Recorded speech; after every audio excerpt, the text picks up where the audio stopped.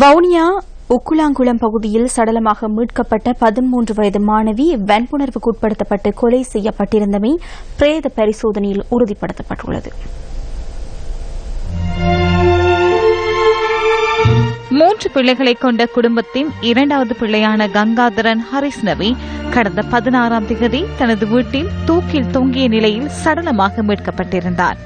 ஆசிரியையான தாயாரும் 2 சகோதரர்களும் அன்றைய தினம் பாடசாலைக்கு சென்றிருந்த போதிலும் ஹரிஸ்னவி பாடசாலைக்கு சென்றிருக்கவில்லை.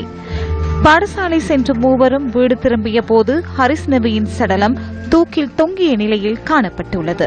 எவ்வாறாயினும் சடலம் மீட்கப்பட்ட அறையில் காணப்பட்ட நிலைமை, சிறுமியின் உடலில் காணப்பட்ட காயங்கள் மற்றும் தூக்கில் தொங்கிய உயரம் என்பன சந்தேகத்தை தோற்றுவித்திருந்தன. அத்தோடு சிறுமியின் கையில் இருந்த மோதிரம் மற்றும் கையடக்க தொலைபேசி என்பனவும் காணாமற் போயுள்ளதாக ஆரம்ப விசாரணைகளில் தெரியவந்துள்ளது. இந்த நிலையில் வவுனியா பொது வைத்தியசாலையில் மேற்கொள்ளப்பட்ட விசாரணையின் போது மாணவி வன்புணர்வுக்கு உட்படுத்தப்பட்டதன் பின்னர் கழுத்து நெரித்து கொலை செய்யப்பட்டு சடலம் தூக்கில் தொங்கவிடப்பட்டமை உறுதி செய்யப்பட்டுள்ளது.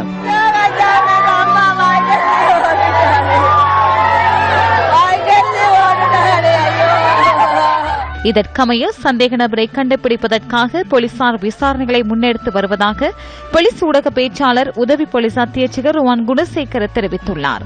இந்த சிறுமியின் தந்தை ஜெர்மனியில் புலம்பெயர்ந்து வசித்து வருவதாக எமது பிராந்திய செய்தியாளர் கூறினார். இதேவேளை சிறுமியின் இறுதிக் கிரியைகள் அவரது வீட்டில் நடைபெற்று பொது உடல் தச்சினாங்குளம் இந்து மயானத்தில் நல்லடக்கம் செய்யப்பட்டது. ஒரு நாளும் அது படிப்பில விட இல்லை, வீட்டிலையும் விட இல்லை. வெற்றிக்கரப்பிள்ளையா தந்தாய் வளர்த்தவள், கூடையான பிள்ளையும் இல்லை. அவள் நல்ல துணிவுள்ள பிள்ளை எப்படி அடக்கினார்கள்? கெட்டிக்காரமான மாணவி, பல்வேறு போட்டிகளுக்கு நானே வடமாகாண மட்ட போட்டிகளுக்கு அந்த மாணவியை அழைத்து சென்றிருந்தேன்.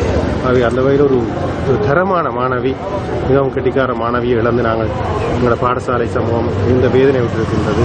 அவர்களது இழப்பு உங்களுக்கு ஒரு பேரிழப்பாக இருக்கு. ஆனால் இது சமூகத்திலே இப்படியான ஒரு மிக கொடூரமான மிக கேவலமான செயல் செய்தவர்கள் கட்டாயம் சந்திக்கப்பட வேண்டும்.